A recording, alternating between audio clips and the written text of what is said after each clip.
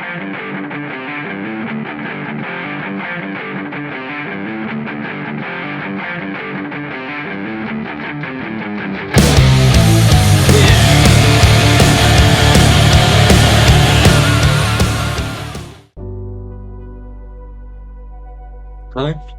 I'm Dan. I'm from Welcome back to the channel. Today, I want to share something personal, something that shaped who I am and how I'm trying to be a different kind of man. Some moments in life change everything, quietly, without warning. For me, one of those moments came when I was just a kid, standing on the edge of childhood and adulthood. When I was 14, my parents got divorced, and I had no idea what to do with the weight that broke me. No one sat me down to explain how to handle grief. No one told me heartbreak could live in your body like that. Like weight that you can't fake. Like a fire under your skin. So I did what boys are taught to do. I acted like I was fine. Then I got angry. I lashed out. I stood down. And stupidly, I called it strength. No one teaches boys how to cry safely, or how to say, I'm not okay, without being a punchline.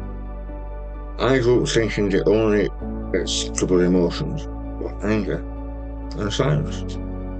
So I swallowed the rest. Hurt, swallowed.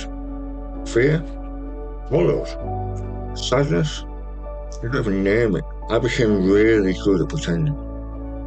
But it came at a cost.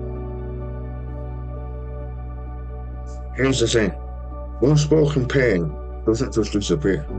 It hardens, it twists. One day, it spills out. Usually on the people you care about the most. That was me. I shut down in conversations.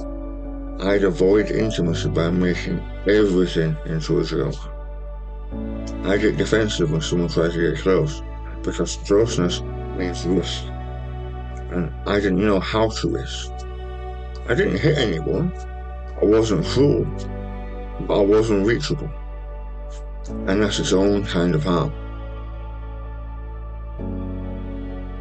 I'd learned how to be a man who didn't cause big problems, but I hadn't learned how to be present, or soft, or trustworthy. And I realised, if I keep going like this, I'm going to be the kind of father who isn't emotionally there. The kind of man who says I love you, but never really shows it when it counts.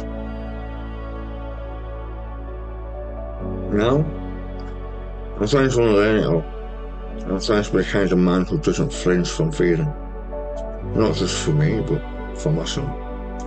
Because I know what silence costs, and I am adamant that I am not handing him the same bill. I want him to know that crying is brave. Softness isn't a weakness. That strange looks like staying in the room when things get real and not storming out. I want him to see a man who can say, I'm sorry.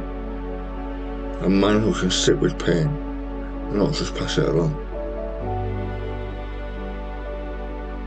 If this sounds like you, if you've spent years being the calm one, the quiet one, the one who never breaks down, ask yourself something. Is that strength, or is that fear? Because what I've learned is this. Silence isn't harmless. It's just slow damage. It keeps us distant.